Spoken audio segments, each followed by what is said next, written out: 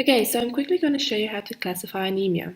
Now, the things you take into consideration when classifying anemia is the hematocrit, the MCV, and the MCHV. Now, before we get started, please do subscribe and like this video for any more tutorials you would like. Okay, so we all know vet school's hard enough until it comes to like all these little nitty-gritty things like reading blood tests. Now, sorry, let's start with the hematocrit. Now, the hematocrit pretty much it reads the degree of anemia, as well as you can test for dehydration using it. If it is below normal, it's safe to assume that the animal is anemic. If it is above normal, it's probably dehydrated. The MCV tells you the size of the red blood cells. These are the normal ranges, by the way. And the MCHC tells you the amount of hemoglobin present. And that's pretty much all you need to know so far, the first steps that you need to know when classifying anemia from blood tests.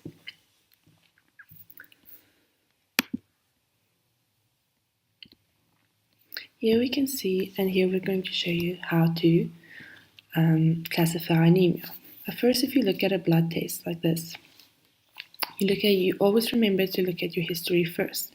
So there's swelling on the face and the joints. So now, to ask you to classify the anemia, you'll have to look at the hematocrit firstly. Now you can see here the hematocrit is 0.375, and here they give you your normal values. In other words, 0.375 falls between 0.37 to 0.55, so this animal is not anemic. However, you can still classify the red blood cells by looking at the MCV and the MCHC. The MCV is the mean corpuscular volume. It's 64, and that falls between 60 and 77. In other words, it's normocytic. There's nothing wrong with it. It's normal. The MCHC pretty much tells you how much hemoglobin is in the blood. You can see it's 35.5, which is between 32 and 36, which is the normal, so it's normochromic. So in other words, it's a normochromic, normocytic, normal hematocrit. It's not anemic. If we look at this example here, we've got a Sharpei of 6 years old. She has epilepsy, vestibular syndrome, vomiting, polyuria, polydipsia. This pretty much tells you as well she's going to be a tad bit dehydrated. And she has a decreased appetite. So now, first thing you do is, you've looked at the history. Now we're going to look at the hematocrit. The hematocrit is 0.286. And that falls below the normal, which is 37 to 0.55. In other words, it's an anemic animal. Now, to classify the anemia, you'll have to look at the MCV. The MCV is 48, which is in the normal range, making it normocytic. If it was higher than the normal range, it would have been macrocytic, and if it was lower, it would have been microcytic. It's basically the size of the red blood cell. The MCHC over here is 33.7. It's between 32 and 36, which means it's normal, making it normochromic. If it was anything less, we would have referred to it as hyperchromic.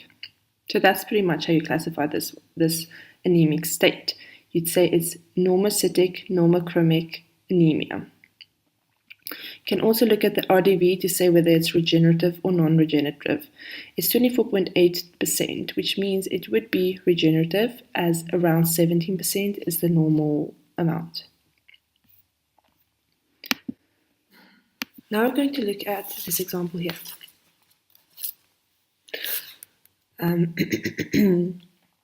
Look at the history. It's vomiting, bloody diarrhea. Bloody diarrhea already gives you an indication there's probably anemia. So if you look at the hematocrit here, our example here has 0.33 and the normal is 0.37 to 0.55, saying it's anemic. Now the MCV, as you can see, is within the normal range. What does that tell you? Obviously, it's normocytic.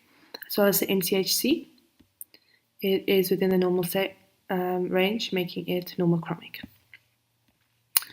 And the RDV, it's probably non-regenerative because it is just below 15.5, which is the normal range here. Another case. A female 9 years old, female crossbreed, weakness, pale mucous membrane, and pyrexia. Hematocrit over here is 0.064, which is excessively low comparing to the normal range. The MCV is excessively high, and the MCHC is in fact high as well. Now, this is a very tricky case because you can clearly see it's anemic. However, it's way too anemic to be alive. So you would look at the comments. In cases like this, you'd be like, okay, let me look at the comments. Comment, platelets low in number but are large. Okay. Agglutination in saline is positive, microhematocrit is 15. So now they have redone the hematocrit and made it 15, so 0.15.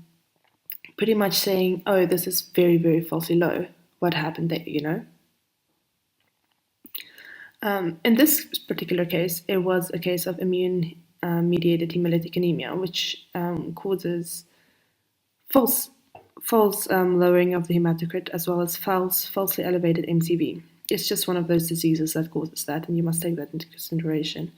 MCHC is 48. It's falsely elevated as well because of this disease, and you have to take that into consideration when writing up your report.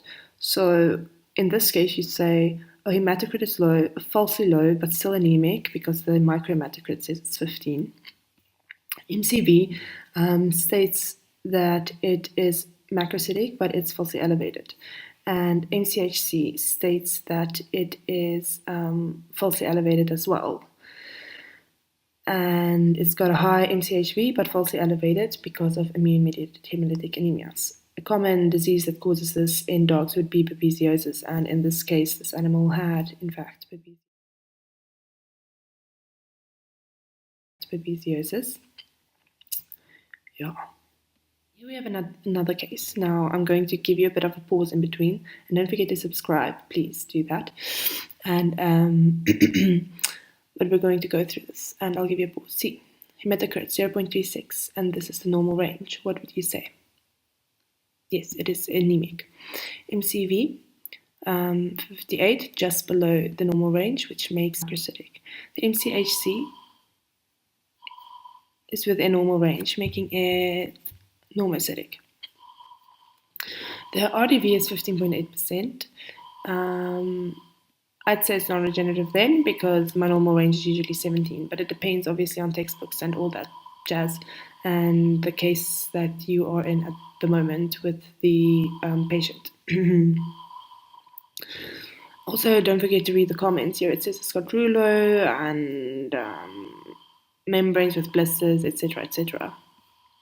So this anemia would be classified as macrocytic